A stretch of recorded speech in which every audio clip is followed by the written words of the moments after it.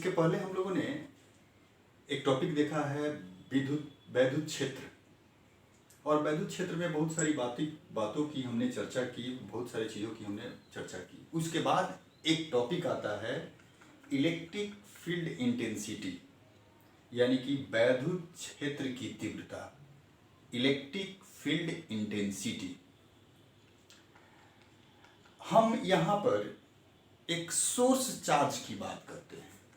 एक source charge capital Q हम ले लेते हैं, जो किसी बिंदु O पर स्थित है और इससे position vector small r distance पर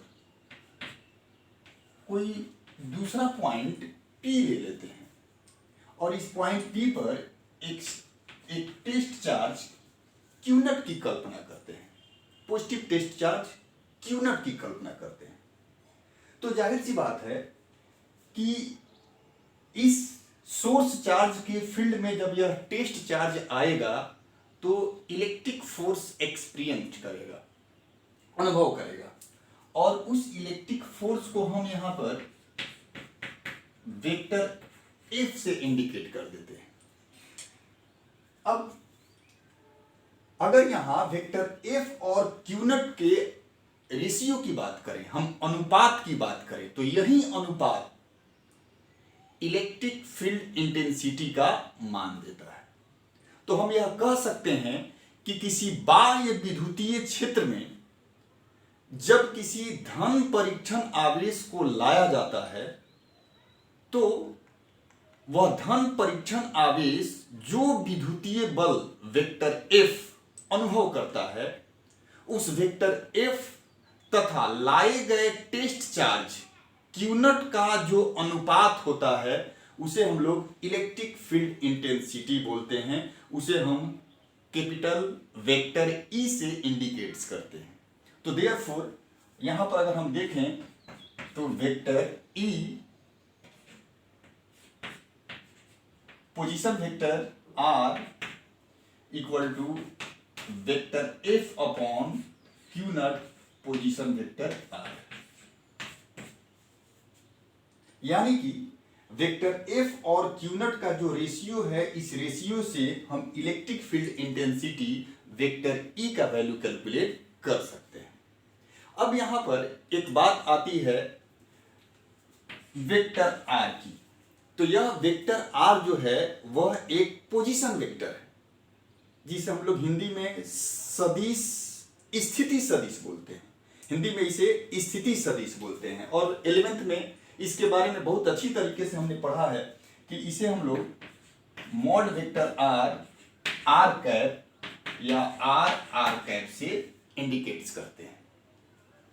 एनसीईआरटी में अक्सर वेक्टर R के बदले बोल्ड लेटर में वेक्टर R अगर आपको लिखा हुआ मिल जाए, बोल्ड लेटर में अगर कोई अल्फाबेट मिल जाए, तो आप समझ सकते हैं कि वह जो होगा वह पोजीशन वेक्टर होगा। वह क्या होगा?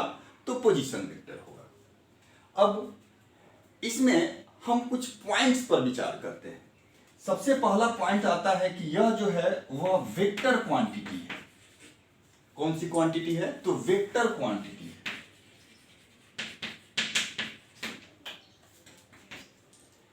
इसका SI मात्रक जो होता है वह होता है, यहां से हम निकाल सकते हैं न्यूटन प्रति कूलम। न्यूटन प्रति कूलम। अगले चैप्टर में इसके एक अन्य SI मात्रक पर हम विचार करेंगे जो होता है वोल्ट प्रति मीटर। इसकी जो बीमा होती है वह mL T के पावर -3 A के पावर -1 होती है। इसकी बीमा mL T के पावर -3 A के पावर -1 होती है। इसकी जो दिशा होती है वह सदैव फोर्स, इलेक्ट्रिक जो फोर्स है उस इलेक्ट्रिक फोर्स के डायरेक्शन में होती है। हमेशा यह Q नॉट जो होता है, प्लस Q नॉट जो होता है, वह बहुत ही लिस्ट अमाउंट में होता है। तो इसी पर जो फोर्स विद्युतीय बल अप्लाइड होता है उसी की दिशा में विद्युतीय क्षेत्र की दिशा होती है। हम जब इलेक्ट्रिक फील्ड की बात कर रहे थे तो हमने बताया था कि इलेक्ट्रिक फील्ड जो है वह 3 डायमेंशनल होता है, यानी कि वह कंप्लीटली 3D में फैला हुआ होता है।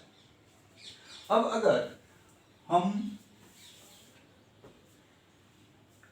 सोर्स चार्ज कैपिटल Q की बात करें और टेस्ट चार्ज स्मॉल q नट की बात करें, तो इन दोनों पर जब इलेक्ट्रिक फील्ड में टेस्ट चार्ज को हम लेकर के आएंगे तो इन दोनों पर समान मैग्नीट्यूड के इलेक्ट्रिक फोर्स अप्लाइड होते हैं, लेकिन इनके बीच इनका जो डायरेक्शन होता है वह इन पर सदैव अपोजिट होता है। यानी कि इसके कारण अगर हम इस पर फोर्स की बात करें तो यह इधर की ओर होगा, और इसके कारण इस पर फोर्स की बात करें तो इसकी दिशा इधर की ओर होगी। माने दोनों फोर्स जो होंगे वह सेम मैग्नीट्यूड में होंगे लेकिन अपोजिट डायरेक्शन में होंगे। अब अगर हम सोर्स चार्ज कैपिटल Q की बात करें तो सोर्स चार्ज कैपिटल Q सदैव अपनी मूल अवस्थिति में बना रहता है, मूल स्थिति में बना रहता है, लेकिन टेस्ट चार्ज Q नट को हम उस इलेक्ट्रिक फील्ड में किसी भी पॉइंट पर ला करके रख सकते हैं। अब इसके बाद हम आते हैं इसी टॉपिक में हम अप्लाई करने जा रहे हैं कूलाम्ब फोर्स को। तो अगर हम कूलाम्ब फोर्स की बात करें तो कूलाम्ब फोर्स में हम देखेंगे, हमने फॉर्मूला पढ़ रखा है F equal to Q1 by 4 pi epsilon naught Q1 Q2 upon R square R cap. इस रूप में हमने कूलाम्ब फोर्स को पढ़ रखा है। तो अगर यहां पर हम Q1 की बात करें तो Q1 को हम सोर्स चार्ज कैपिटल Q के रूप में ले सकते हैं और Q2 को टेस्ट चार्ज Q नट के रूप में हम ले सकते हैं। तो देयरफॉर हमारा अब यहां से फॉर्मूला बनेगा vector F equal to 1 by 4 pi epsilon naught capital Q naught upon R square R cap. अब यहां से हम समीकरण 1 यानी इक्वेशन 1 को इवेल्युएट कर सकते हैं।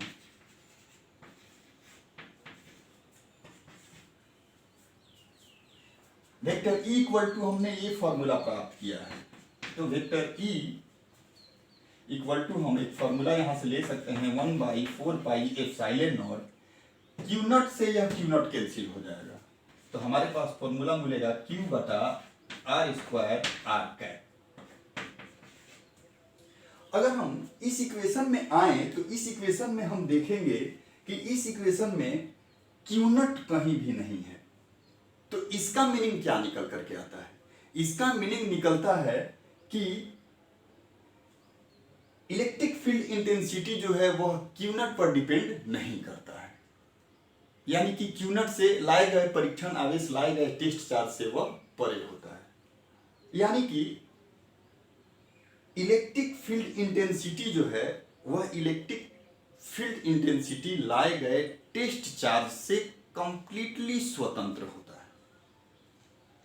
हाँ, लेकिन कितनी दूरी पर उस टेस्ट चार्ज को हम रख रहे हैं इस पर वह जरूर निर्भर करता है।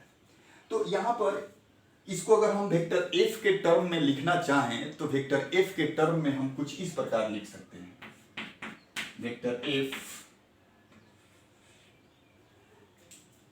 Are vector Q naught E R vector के टर्म में हम इसे लिख सकते हैं। तो इलेक्ट्रिक फील्ड इंटेंसिटी को यहां कंप्लीटली हम लोग ऐसे कुछ कर सकते हैं। अब इसमें हम कुछ पॉइंट्स पर फिर से विचार करेंगे, कुछ छोटे छोटे पॉइंट्स है उस पर फिर से हम विचार करेंगे।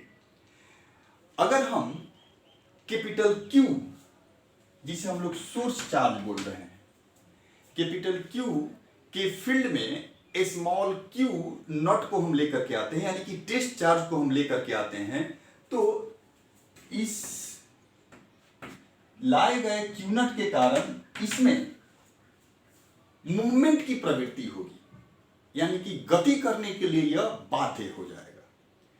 जबकि हमें कुछ ऐसा करना चाहिए कि यह इसकी स्थिति जो है वह निश्चित बनी रहे, डिफिनिट बनी रहे। अब उसके लिए क्या करें? तो उसके लिए हमें अब इसके मान को घटाते जाना होगा, क्योंकि यह जितना बड़ा होगा वह उतने ही इसको बाध्य करेगा मूवमेंट के लिए, गति करने के लिए। तो हम अब इसको लिस्ट करना शुरू करेंगे, यानी कि हम इसको छोटे से छोटे करने का प्रयास करेंगे, नीचे ले जाने का प्रयास करेंगे। तो इस कंडीशन में हम इसे बहुत ही छोटा जब करेंगे, बहुत ही अल्प जब करेंगे, अल्प करने की बात करेंगे, तो फिर इसे हम लिमिट में कुछ इस तरीके से लिखेंगे, q नॉट इंस्टेंस टू 0। तो इसे हम लोग जनरली कहें